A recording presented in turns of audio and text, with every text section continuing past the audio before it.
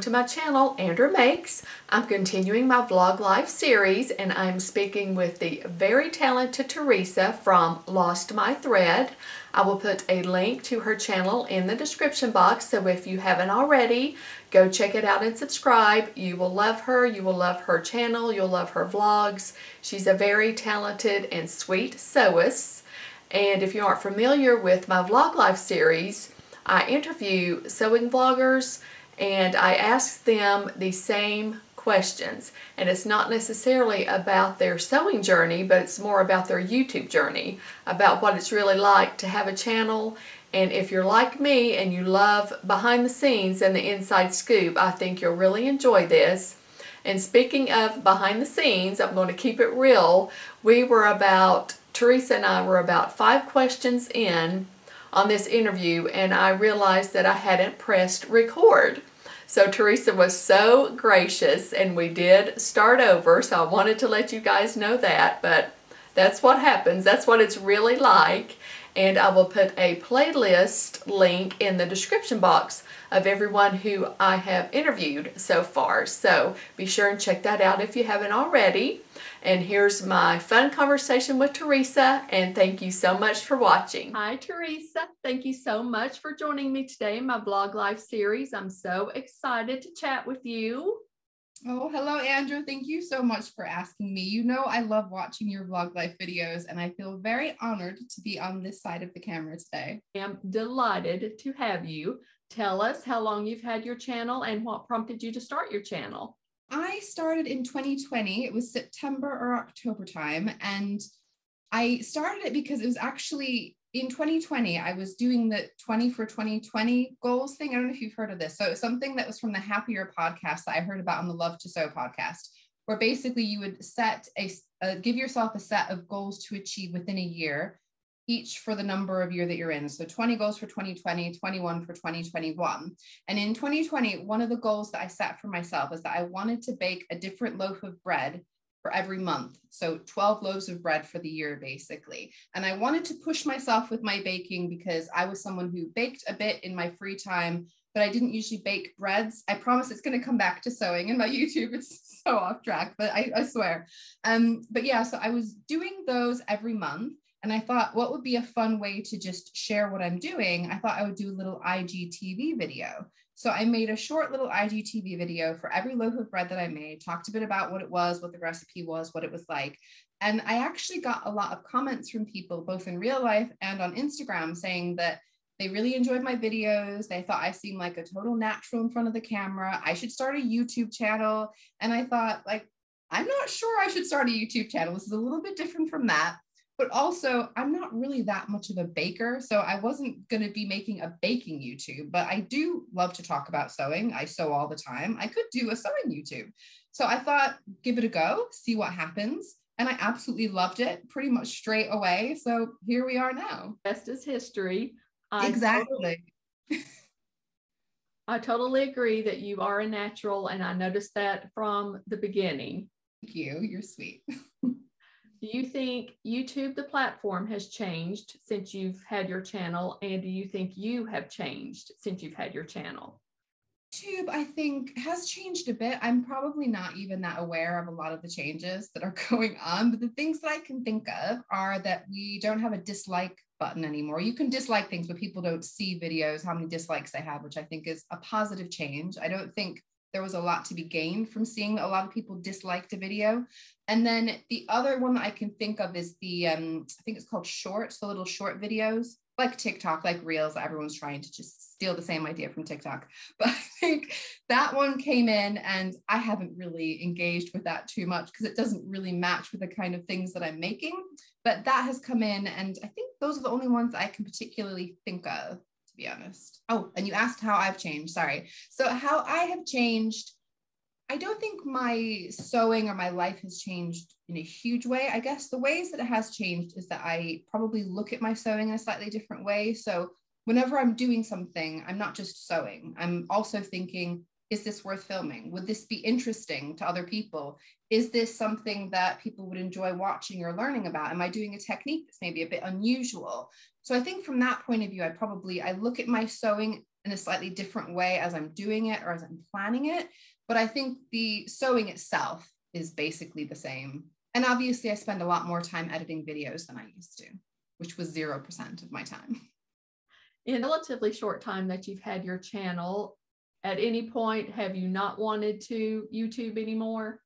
I don't think I wanted to quit YouTube, but I would definitely say coming towards the end of Vlogmas, my daily Vlogmas videos, I definitely started to feel like, do I really need to do a video every single day until the 25th of December? But I'm definitely glad I stuck it out, and I definitely will plan to do it again next year. But for as far as my general YouTube, no, I haven't wanted to stop. This was super fun.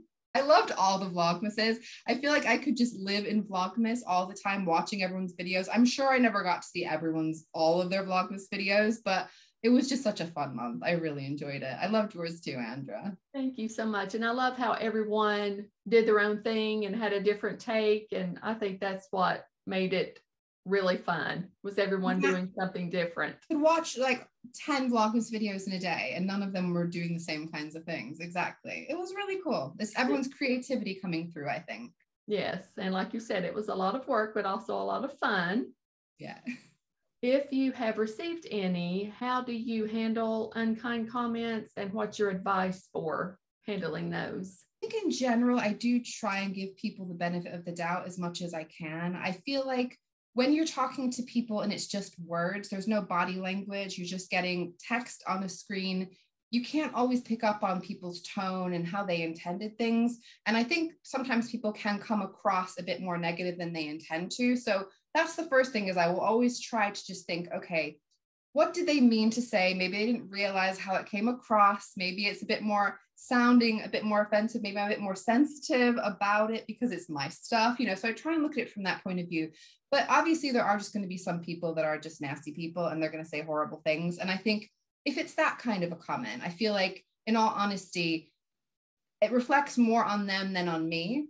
And I think it says more about them and, their life and where they're at. And I feel honestly like, okay, well, that's their issue. I'll let them work through their issue. And I'm just going to live my life and not let it bother me, which obviously these things are a lot easier said than done. But if someone's just being horrible, you know that you can't take that personally, because it doesn't make any sense to be that horrible unless I've done something horrible to them, which I can't imagine I would do in my video. Let me know if I ever do, Andrew. You would never do that. And that's a very healthy attitude and an important one when we're blogging. What do you think is the most rewarding thing about having a channel, and then the most challenging thing about having a channel? The most rewarding thing has definitely got to be the community, the people that I've met, like yourself, fellow bloggers, but also people who have commented on my videos. You've had lots of interactions. Some I've had interactions with over on Instagram. I had someone share like a family secret recipe with me over Vlogmas, which was the most amazing thing. It's having those real connections with people. And I feel like there's something about YouTube that we often make ourselves, I think, a bit more vulnerable and open up quite a lot while we're making our videos. And I think that resonates with people, and then they want to open up back again. I feel like there's something about YouTube that you just get a different level of connection than I have on other social media platforms. Even though I'm just talking at people in a way, I feel like I'm talking to friends, and I feel like they're talking back to me. And that was not something that I anticipated. That was not something that I expected going in, but has been such an amazing outcome of doing the channel. I totally agree. And I have personally experienced that as well. The sewing community is amazing. And like you said, not only fellow sewing bloggers, but also your viewers who comment and support and encourage. And I don't think there's any community like the sewing community. Completely agree. And then you were asking the most challenging part about it, I think, is pretty much always going to have to be the technology. The technology is the bit that just lets you down when you're not expecting it. You feel like you've done all the right things and you're definitely clicking the right bits, but suddenly just computer says no and it crashes, or it won't let you upload, or anything like that just drives me crazy. I think technology is one of those things that can frustrate me more than anything. And yeah, that is probably the bit that just challenges me on the regular, from time to time, let's just say. I say technology is wonderful when it's working.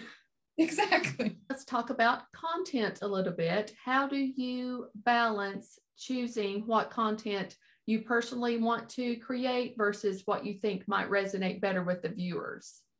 I hope this doesn't sound really horrible, but I basically just worry about what I'm interested in making. I think it's because my attitude from the beginning has been, I want to make the videos that I want to see. You know, what is the unique thing that I'm bringing to the channel? It's the things that I spot that are missing, or the things that I see that I think I could do well or do better or something like that. And, you know, I care about my viewers, but it's not about getting the most viewers, the most comments, the most likes. I've had some videos that have had very, very small numbers of likes and views and comments that I thought were going to be really great and really well received. But honestly, if I have one person who tells me that they really enjoyed that video or they got something out of it, that is good enough for me. You know, I feel like if I think I would enjoy it, I hope that people out there would be along with me. And so far it's worked out. So hopefully it will continue to work out that way.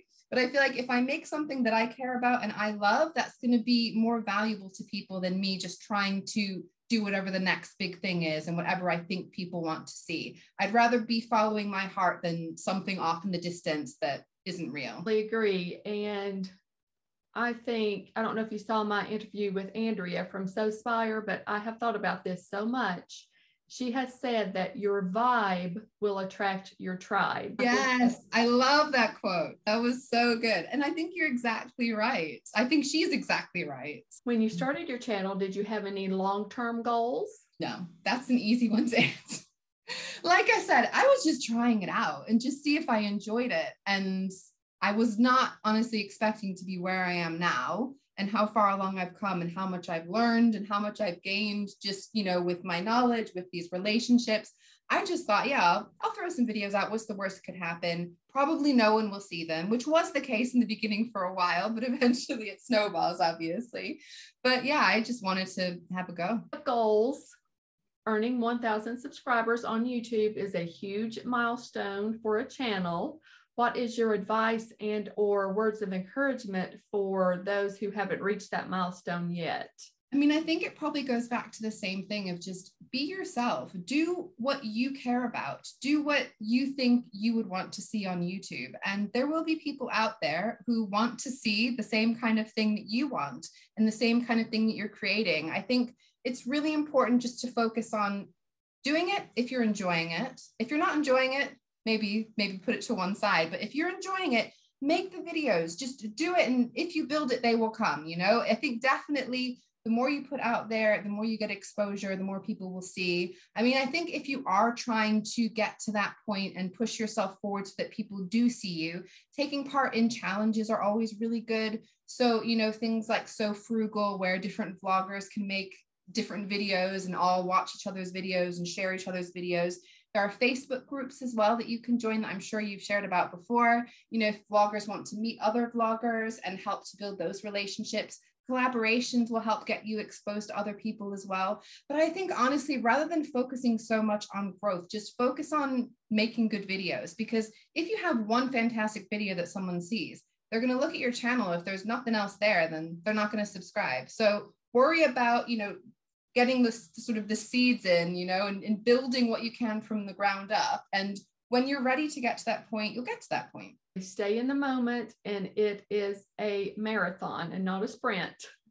Exactly. It's not really going to get you anywhere to just get a ton of subscribers who aren't really engaged in what you're doing. You want to build that community. Like you said, your vibe is say it again, your vibe will find your tribe. Your vibe will attract your tribe. There you go. That's the one. So yes, exactly. So create the vibe and you'll get that tribe. If we allow it, the comparison game can be discouraging. How do you handle the comparison game? I think in general, to be honest, I'm someone who's always been quite independent and not really worried so much about being like others or comparing myself to others.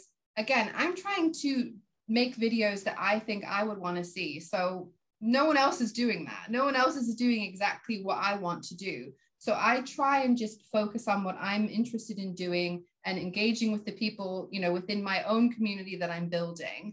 But I mean, there's no point in comparing yourself to someone else who's in a completely different situation. a lot of, getting exposure and getting views and subscribers, a lot of it's down to luck, to be honest. So I wouldn't worry or focus so much on those things. But I think as long as you're doing what you feel good about, that is really what matters. Favorite quotes is comparison is the thief of joy. Absolutely. I mean, there's not really anything positive to gain from that. So, I think people do these things not intentionally. Obviously, subconsciously you start to do it, but yeah, I think just focus on what you are doing, and as long as you're happy with what you are doing at the end of the day, that's what really matters.